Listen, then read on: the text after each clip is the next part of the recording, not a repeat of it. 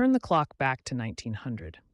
Serbia had only been fully independent since 1878. It was poor, landlocked, agrarian, and completely dependent on one neighbor.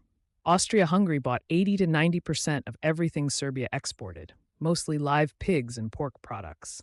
In return, 50 to 60% of Serbia's imports came from the Habsburg Empire. Pigs weren't just livestock, they were the peasants' cash crop. Serbian farmers raised them in oak forests, walked them hundreds of kilometers across the Save River into Hungary. One contemporary writer called it Serbia's petroleum, the only thing that brought hard currency into the country. Under pro-Austrian King Milan Obrenović and later his son Alexander, this dependence was intentional. Vienna wanted Serbia as a quiet economic satellite, buying Austrian machines, weapons, and manufactured goods while selling raw pork. But resentment was brewing. Many Serbs saw it exactly as it was, economic colonialism.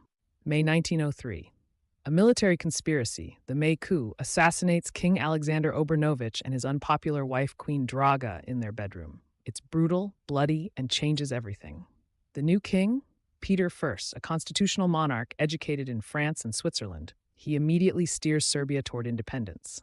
1904. Serbia orders heavy artillery, not from Austrian Škoda works, but from French Schneider Creusot.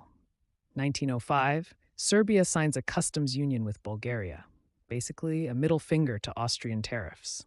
Austrian Foreign Minister Aggenor von Golichowski warned in 1906 the Habsburg monarchy could never allow the creation of a Greater Serbia.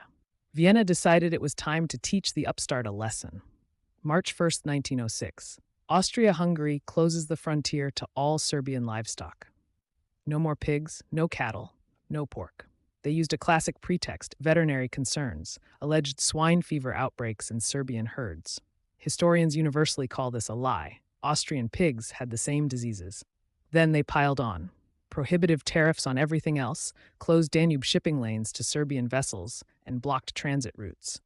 The goal was crystal clear: strangle Serbia's economy until the government signed a new trade treaty on Vienna's terms and abandoned its French and Bulgarian flirtations. Austrian officials bragged it would break the Serbs' backs in months. Christopher Clark in The Sleepwalkers notes this was classic Habsburg economic imperialism. Punish the small power that dared diversify. Serbia refused to die. They slashed tariffs for every other country. France poured in loans and credits for modern slaughterhouses and canning plants. Germany, Austria's rival, happily bought Serbian pork at fire sale prices. New markets opened in Egypt, Greece, and even Turkey. Serbia created its own state bank, launched a national Danube shipping company, built a salt monopoly, and started its first real industrialization push. Results? Foreign trade increased by 10 million dinars in the first year alone. By 1907, Serbia was exporting more livestock than before the war. Exports actually rose from 2.879 million GBP in 1905 to 3.259 million in 1907. The pig war backfired spectacularly. Serbia emerged more economically independent and confident than ever. Vienna could only watch in disbelief. Meanwhile, Austrian-Hungarian farmers and butchers lost cheap Serbian supply. Serbian peasants suffered short-term pain, but the government's quick pivot saved most. Austrian elites were stunned.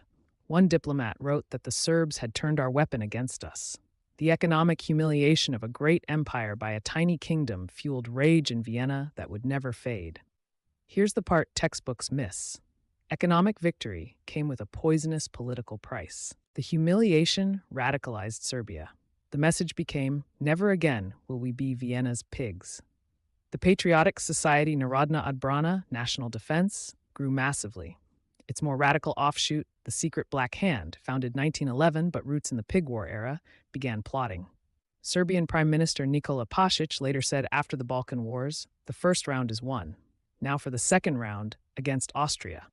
The pig war didn't create Serbian nationalism, but it supercharged it into something lethal. October 1908, right in the middle of the lingering pig war, Austria-Hungary annexes Bosnia-Herzegovina. For Serbia, this was catastrophic on two levels. One, Bosnia was Slavic land full of Serbs, the dream of Greater Serbia. Two, it physically blocked the cheapest pork export route to the Adriatic. Serbia appealed to Russia, which backed down. The humiliation was total. The Pig War plus annexation created the perfect storm, a stronger Serbia that now saw Austria as an existential enemy. By 1914, the Black Hand, the same network born from Pig War resentment, had decided Franz Ferdinand must die. When he visited Sarajevo, Gavrilo Princip pulled the trigger. But the real trigger was pulled in 1906. Austria had learned its lesson. Economic sabotage failed, so they chose guns. Their July 1914 ultimatum to Serbia included demands that would have turned Serbia into a virtual Habsburg protectorate, exactly what the Pig War tried and failed to achieve. Austrian Chief of Staff Konrad von Hötzendorf had demanded a preventive war against Serbia more than 25 times since 1906. The Pig War made war almost inevitable.